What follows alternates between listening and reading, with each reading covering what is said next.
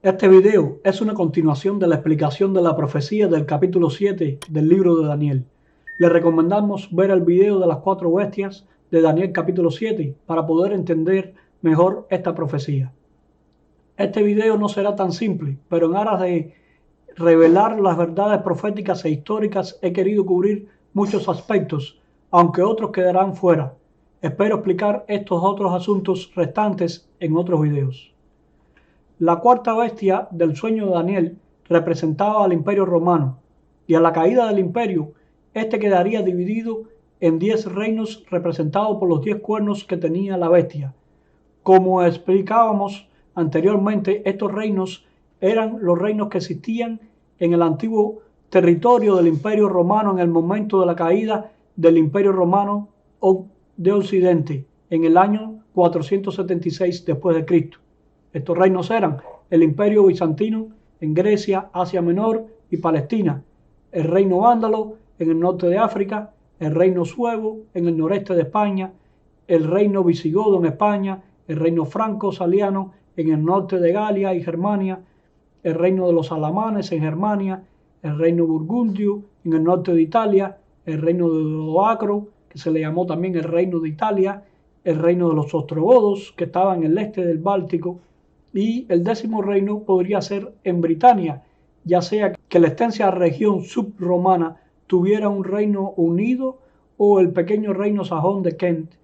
En otra ocasión exploraremos mejor históricamente los 10 reinos de esta profecía. Daniel vio a un cuerno pequeño que salía después. ¿Qué reino representaba este cuerno pequeño? Los cristianos de los primeros siglos, como Ireneo, Hipólito, Crisóstomo, Agustín, lo identificaron con el anticristo. El cuerno pequeño tiene pasajes paralelos en otras profecías que dan más detalles, como en Apocalipsis 13, Apocalipsis 17 y 2 de Tesalonicenses capítulo 2, versículo del 1 al 12. Especialmente en este último pasaje, Pablo decía que antes de que venga Cristo, vendrá la apostasía, el hombre de pecado, el hijo de perdición, y concluía que ya está en acción el misterio de iniquidad, solo que hay quien al presente lo detiene hasta que él a su vez sea quitado del medio. El que lo detiene se entendía que en ese momento era el imperio romano y que a su caída se manifestaría ese poder apóstata. Ya en la Edad Media muchos identificaron el cuerno pequeño con el papado o el sistema papal, y más tarde algunos decían que representaba a los reinos musulmanes, como el Imperio Otomano. Lutero, por ejemplo, aplicaba ambas interpretaciones, y algunos otros comentadores también creían que este reino podría ser el Sacro Imperio Romano. Para poder identificarlo tenemos que ver las características con que la profecía describe a este cuerno pequeño. Aquí las enumeramos. Sale de entre los 10 cuernos y después de ellos. Es diferente a los primeros, tenía ojos como de hombre, tenía boca que hablaba grandes cosas y tenía 3 cuernos que cayeron delante de él y se derribaron estos 3 reinos.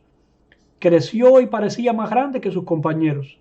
Hacía guerra a los santos y los vencías, y a los santos del Altísimo quebrantará. Y pensará en cambiar los tiempos y la ley, y será entregado en su mano o dominará hasta tiempo y medio tiempo. Trataremos de explicar estas características por separado en otros videos, pero aquí lo haremos de una forma breve. El hecho que se muestra saliendo después de los otros cuernos indica que saldría después de la caída del Imperio Romano en el 476. La cuarta bestia era diferente a los otros reinos porque a toda la tierra devoraba y trillaba y despedazaba. Es decir, era más fiero y como una máquina militar más poderosa que los reinos anteriores. El cuerno pequeño también aparece como que es diferente a los 10 cuernos. El ángel no explica qué sería la diferencia, sino que más bien nos damos cuenta que no es por ser más fiero que los otros reinos que salieron del Imperio Romano, sino solamente dice que es diferente a ellos.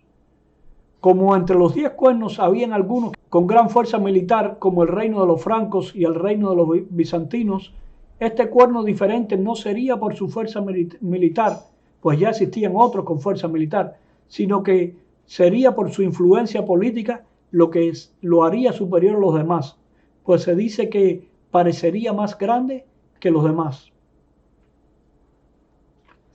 El tener ojos de hombres no lo explica la profecía, solo le presenta para darle una característica humana.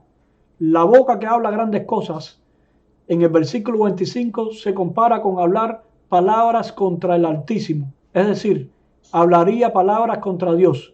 Ciertamente cualquier reino pagano hablaría palabras contra Dios, pero la mayoría de los reinos se habían convertido al cristianismo y otros de los que quedaron lo hicieron un poco después.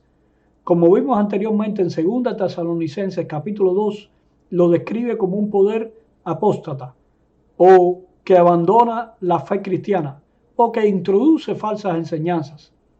El hablar palabras contra Dios sería pervertir las enseñanzas divinas, haciéndolas pasar por cristianas. 3 cuernos serían arrancados delante de él. 3 reinos debían ser arrancados delante de este reino, aunque la palabra derribar también podría traducirse como humillar.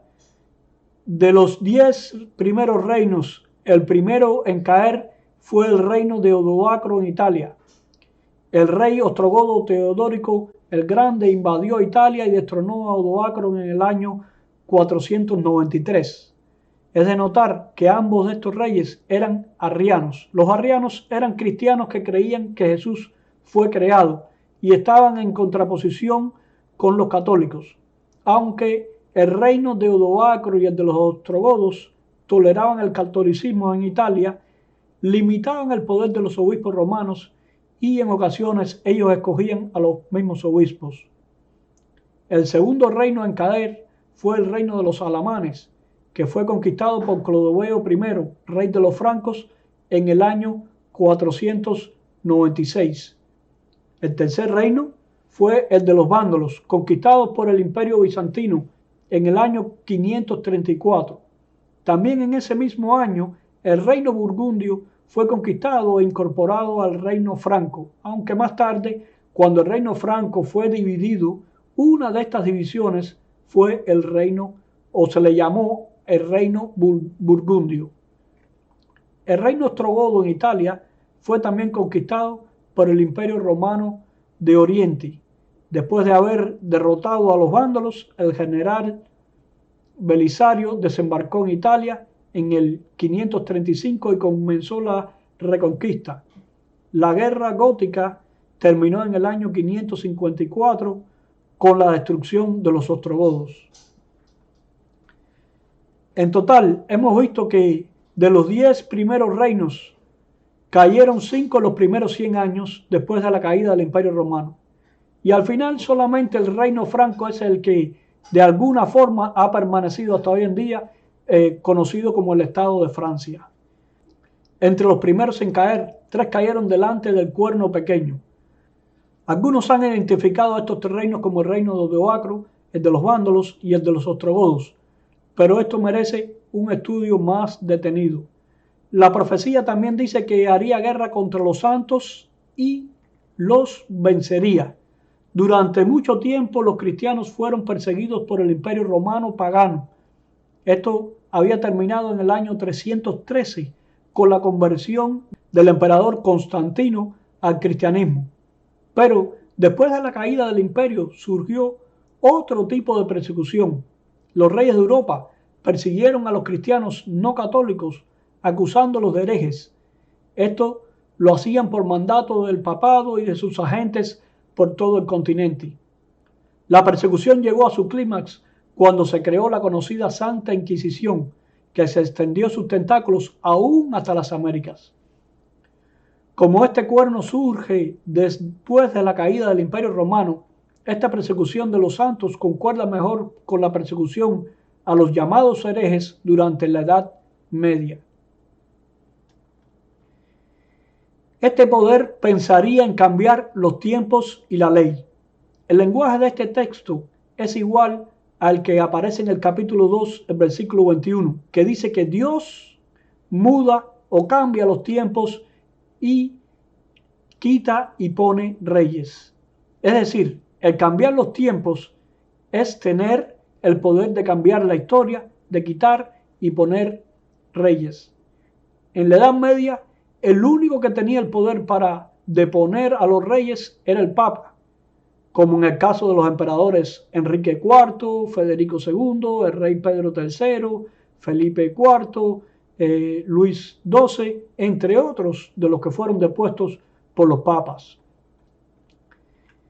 El ángel predijo acerca de este reino que serán entregados en su mano hasta tiempos y medio tiempo.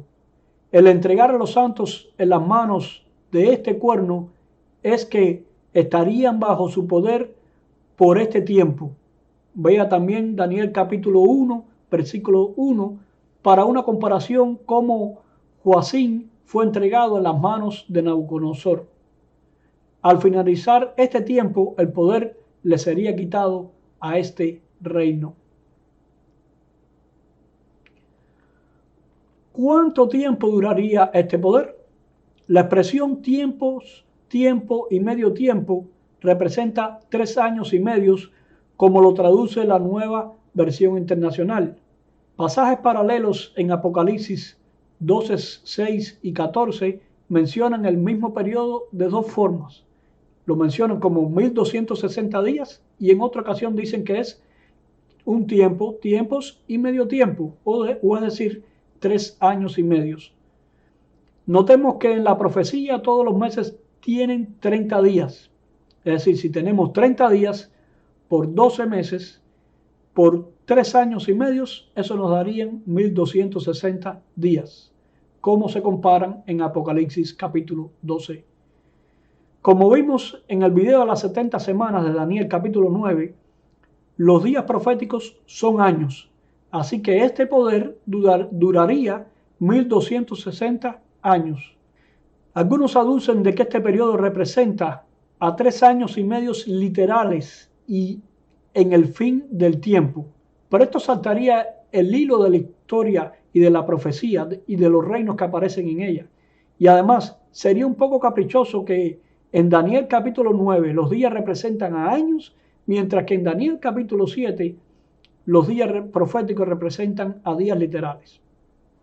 Ciertamente, los cristianos de los primeros siglos, mientras veían que las 70 semanas eran 490 años proféticos, miraban a estos años, 3 años y medios, como años literales. ¿Por qué? Y la razón era porque generalmente los intérpretes de la profecía de tiempo tienden a creer que esa profecía termina en sus días, o se cumple en sus días, o cerca de sus días. Mirar en el futuro 1260 años era bien desalentador. Sin embargo, para el siglo XI, Joaquín de Flori, o un comentador bíblico que también usó su nombre, escribió que los 1260 días eran 1260 años.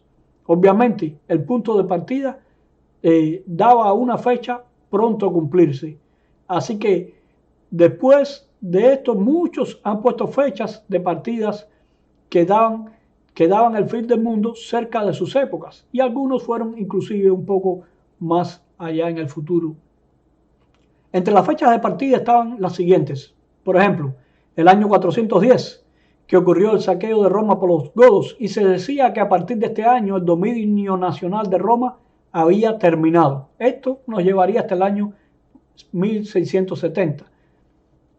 En el año 441, otra fecha de partida, cuando el Papa León I inició la idea del dominio mundial del papado. Lo llevaría hasta el año 1701.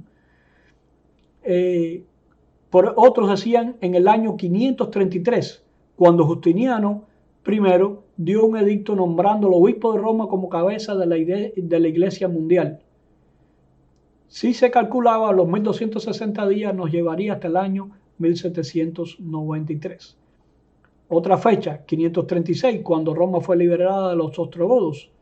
Otra, 538, cuando terminó el sitio de Roma por los ostrogodos. y estos salieron huyendo. Otra en el año 554, la caída del imperio o del reino ostrogodo. Otra más, el año 606, cuando el emperador Focas declaró al obispo de Roma como cabeza de todas las iglesias. Otros han dicho que son las fechas el 622, 632, cuando comenzaron los reinos musulmanes. Otros el 756, cuando comenzaron los estados papales, cuando el rey Franco, Pipino el Breve, tomó y donó al papa el exarcado de Ravenna y convirtiendo al papa en rey sobre parte de Italia. Otra en el año 781, el rey Carlomagno codifica la soberanía temporal del papado. Y otra más cuando el papa León III corona a Carlomagno con el título de emperador romano, dando comienzo así al Sacro Imperio Romano. Esto ocurrió en el año 800. Aunque la profecía no da el evento de partida, sí dice que su poder sería hasta el fin de los 1260 años.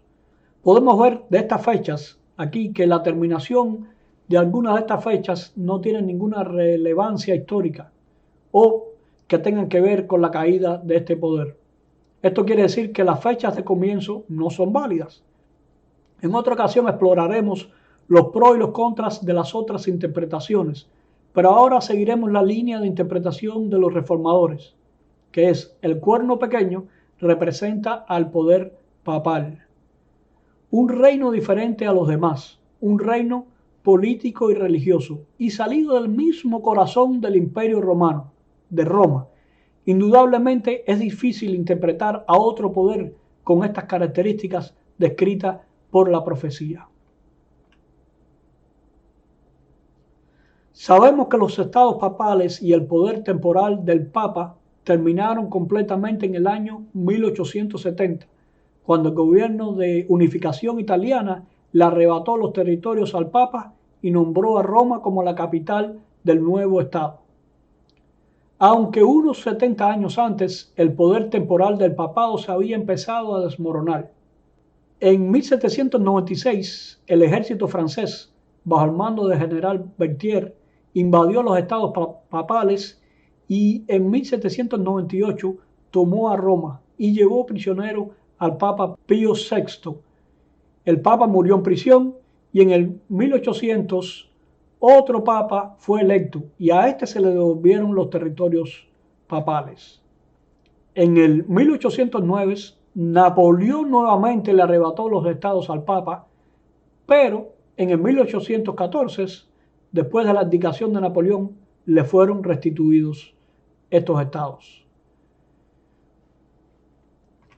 Desde el 756, fecha reconocida como la creación de los estados papales, hasta el 1870, solo hay 1114 años. Aunque está cercano a los 1260, no parece ser el periodo completo. Si bien en el 756 oficialmente los papas reinaron sobre los estados como reyes, desde mucho antes había comenzado su poder político. A la caída de los ostrogodos en el 554, el emperador Justiniano, por medio de la sanción pragmática, había devuelto al Papa todas sus posesiones de tierra e incrementado y confirmado el poder temporal del papado. De hecho, se dice que el Papa Pelagio I, que estuvo desde el año 556 hasta el 561, fue el que fundó o comenzó el poder político del papado, según lo dice la Enciclopedia Británica. Algunos eruditos dan el comienzo del crecimiento de este cuerno con el de la expulsión de Roma de los ostrogodos y el levantamiento del sitio de la ciudad en el año 538. Belisario salió a perseguir a los ostrogodos y la responsabilidad de la restauración política y económica de la ciudad quedó en manos del clero. Aunque la ciudad fue tomada en 2 ocasiones más por los ostrogodos, este sería el comienzo del poder político y civil del papado después de la caída del Imperio Romano. 1260 años después nos llevaría hasta el año 1798, cuando se le dio el primer golpe al poder temporal del Papa. Cabe aclarar que el papado recuperó su estatus de poder político en el año 1929, cuando bajo el Tratado de Letrán se le permitió al Papa establecer el Estado del Vaticano. Pero este es un estado pequeño y no tenía ninguna influencia sobre los demás reinos de Europa. Después de la caída de este reino, dice Daniel, pero se sentará el juez y le quitará su dominio para que sea destruido y arruinado hasta el fin. Es una escena de juicio que se presenta a Dios como el anciano de días juzgando y con los libros abiertos. En el Apocalipsis, en una escena similar, se menciona que se usarían libros y los libros de las acciones de las personas. Dice allí en Apocalipsis, y vio a los muertos grandes y pequeños de pie ante Dios, y los libros fueron abiertos, y otro libro fue abierto, el cual es el libro de la vida. Y fueron juzgados los muertos por las cosas que estaban escritas en los libros según sus obras. Y entonces, y que el reino y el poder y el dominio y la majestad y los reinos debajo del cielo serán dados al pueblo de los santos del Altísimo, cuyo reino es reino eterno. Ciertamente estamos cerca del fin de los reinos de este mundo, y el reino eterno de Dios pronto se establecerá. La profecía de Daniel capítulo 7 nos ubica en los últimos días de la historia de este mundo.